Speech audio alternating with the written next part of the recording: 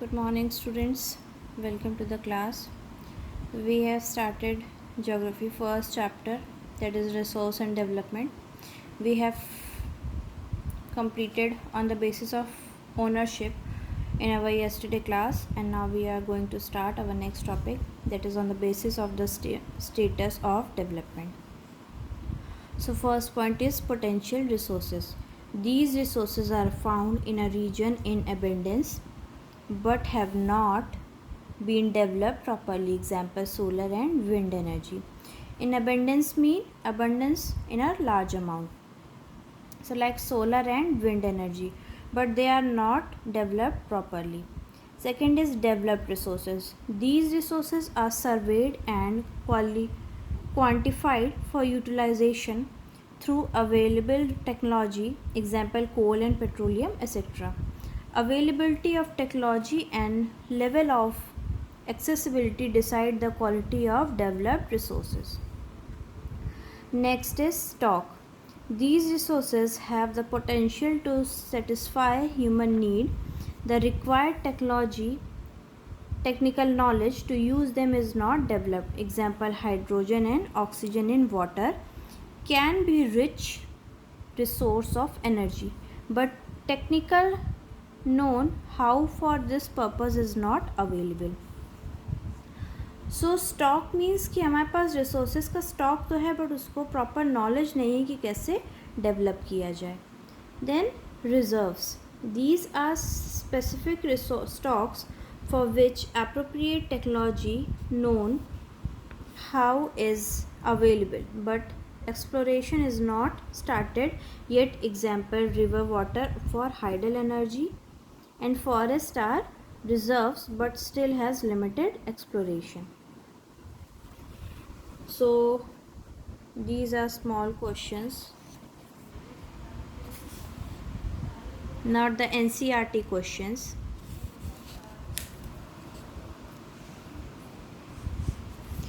Then now see the next topic, development of resources. The indiscriminate use of resources in self-suicidal and very dangerous for us.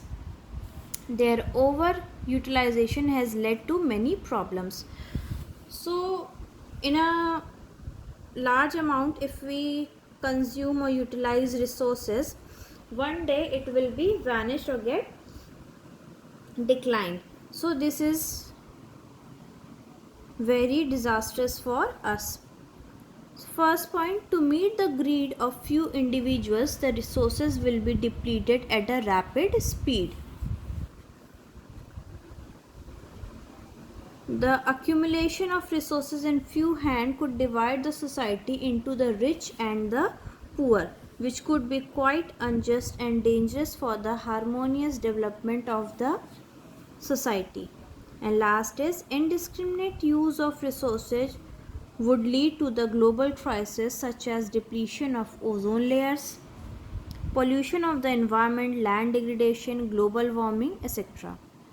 A fair distribution of resources therefore is essential for the sustained quality of life and global peace. So if we use resources in a large and in a indiscriminate use of resource will lead to a different global problems and crises. For example, like depletion of ozone layer, land degradation, global warming, pollution in the environment, etc. Next is sustainable development. So you all know that what is a sustainable development means. Sustainable economic development means development should take place without damaging the environment, and development in the present should not compromise with the needs of the future generation. So हम जो भी resources हम लोगों के पास है उसको हम ऐसे यूज़ करें कि हम खुद भी यूज़ कर सकें और उसे फ्यूचर जनरेशन के लिए भी सेव कर सकें. The concept of sustainable development was first formulated in June 1992 at the first United National Conference on Environment and Development, UNCED, held in Rio de Janeiro, Brazil. This summit supported the Global Forest Principles and adopted Agenda 21st Century. The objectives of Agenda 21 are the eliminate poverty, hunger, sickness, illiteracy and reduce deterioration of the environment. So जो ये principles जो ये हुए थे, इसका 21 agenda इसके अंदर लिया गया था. वो कौन कौन से थे? पॉवर्टी, हंगर, सिकनेस, इलिटरेसी, ये सारी चीज़ों को ख़त्म करना and reduce deterioration of the environment. जो भी इन्वायरमेंट को डैमेज हो रहा है which was done by us और human beings should be avoided. So why is resource planning essential? Resource planning is quite necessary because of the following reasons. So why are resource planning essential? To meet the need of the for our future generation also, that is why resource planning is essential. So first point is, as the resources are limited, so their planning is quite necessary so that we can use them properly and at the same time save them for our coming generations. So this is important because so that we can save our resources, consume them properly and save it also for our future generations.